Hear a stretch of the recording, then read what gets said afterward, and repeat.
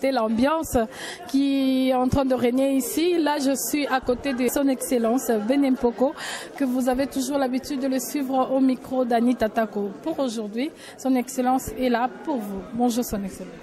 Bonjour. Son Excellence, aujourd'hui, nous sommes touchés par votre discours. C'est vrai que c'était vraiment profond par rapport à ce que vous avez dit, ce qui se passe chez nous à l'Est. Et aussi, vous avez dit quelque chose qui était très important en disant que le Congolais, nous devons être unis, même si nous avons des idées contraires. J'aimerais aussi par cette occasion adresser un mot à tous les Congolais qui sont en train de vous suivre par rapport à ce qui se passe à l'Est, là où les cœurs sont touchés, là où les parents ont perdu quelques membres de famille. Si vous pouvez transmettre un message par rapport à ça. Oui. Nous devons soutenir notre chef d'État et son gouvernement, l'armée congolaise qui se bat pour stabiliser la situation à l'est de notre pays. Nous connaissons l'agresseur, ce n'est plus un secret pour personne. On connaît l'agresseur.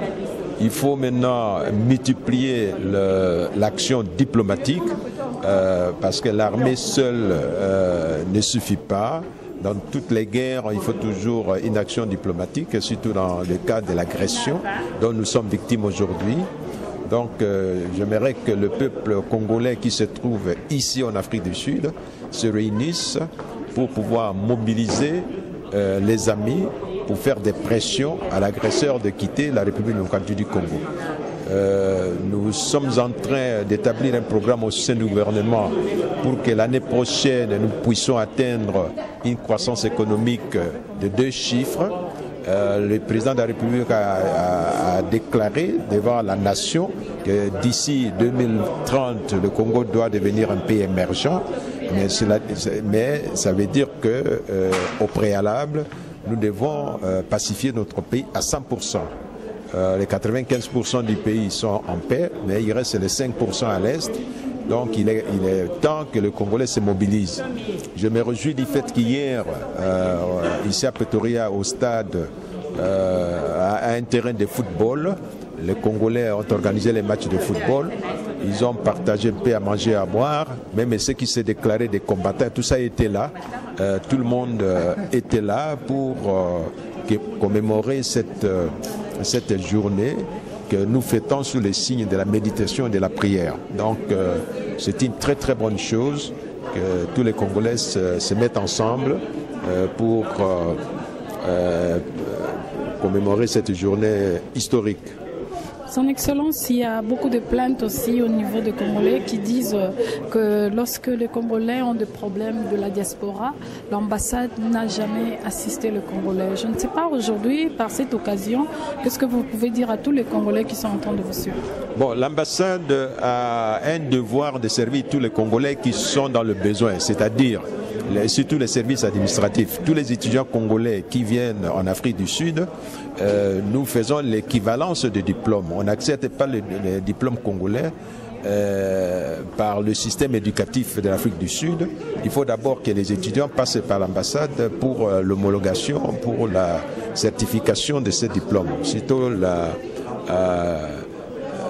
parce qu'il y a beaucoup de fraudes. Ça, c'est un. Deuxièmement, les Congolais qui ont besoin de papiers, les passeports, les attestations, les actes de chancellerie, les Congolais qui se marient, qui ont besoin de certificats de mariage, nous les rendons des services sans distinction.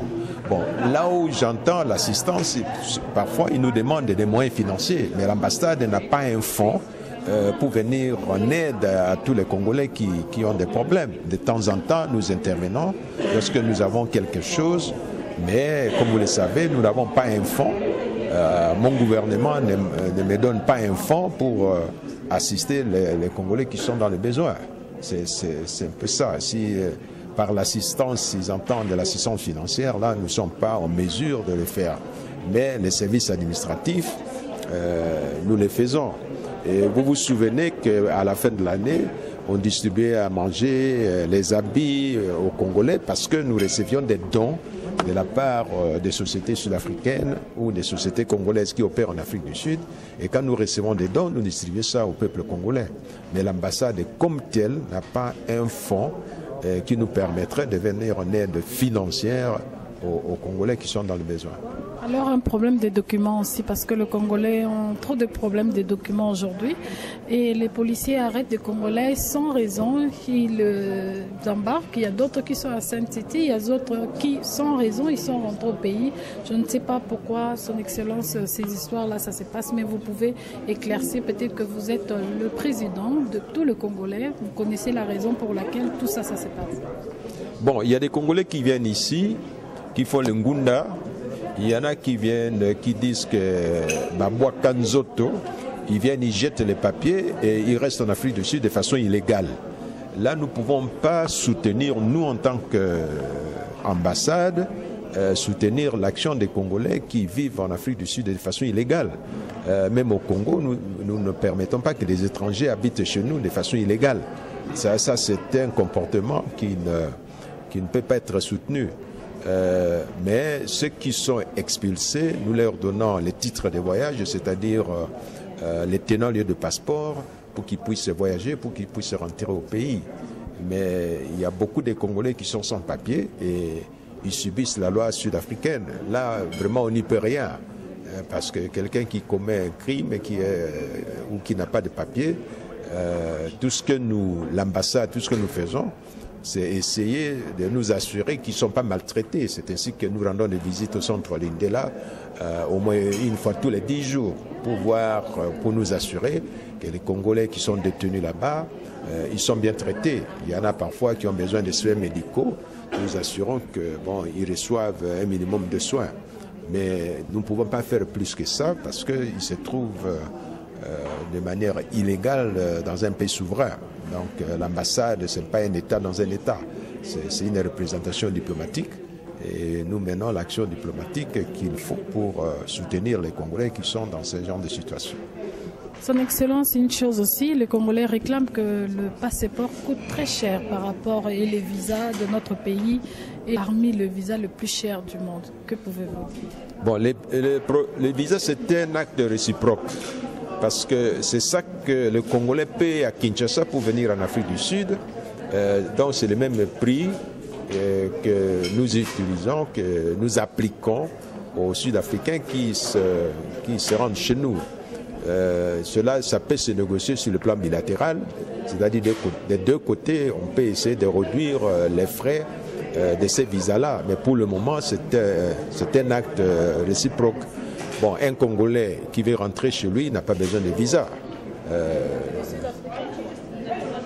Bon, s'il est sud-africain, mais il est sud-africain. Sur le plan administratif, il est sud-africain, donc il est traité comme tout autre sud-africain. Sur le plan des visas, on ne peut pas dire parce que il s'est naturalisé sud-africain, ancien Congolais, qu'il a un privilège quelconque. En ce moment-là, la loi est claire. Il est traité comme sud-africain. Le passeport? Non, mais s'il est sud-africain, il n'a pas besoin de passeport. Non, le passeport coûte très cher. Les gens réclament que ça coûte 2300 le passeport, tandis qu'au pays, on peut le trouver à $120, à 150.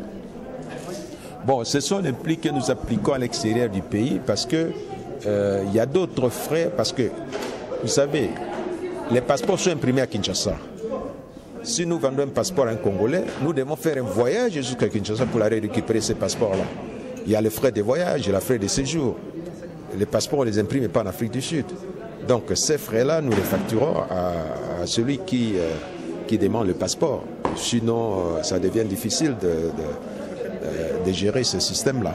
Merci, Son Excellence. Et une dernière question. Nous avons vu un Congolais qui fait la fierté que vous avez présentée avec honneur devant tous vos invités, qui demande aujourd'hui, il veut aller au pays. Quelle est votre participation, votre soutien par rapport à ça? On a demandé à Korongo de lui donner un billet gratuit. Je crois qu'il aura ce billet-là pour aller présenter sa ceinture, parce que c'est un champion du monde. Les poids, de quelle catégorie encore, mi-lourd. Il fait l'honneur et la fierté de notre pays. Et nous avons demandé à Korongo de lui offrir un billet gratuit et je crois qu'ils ont accepté. Donc il va faire ce voyage-là. Merci beaucoup, Son Excellence. Merci.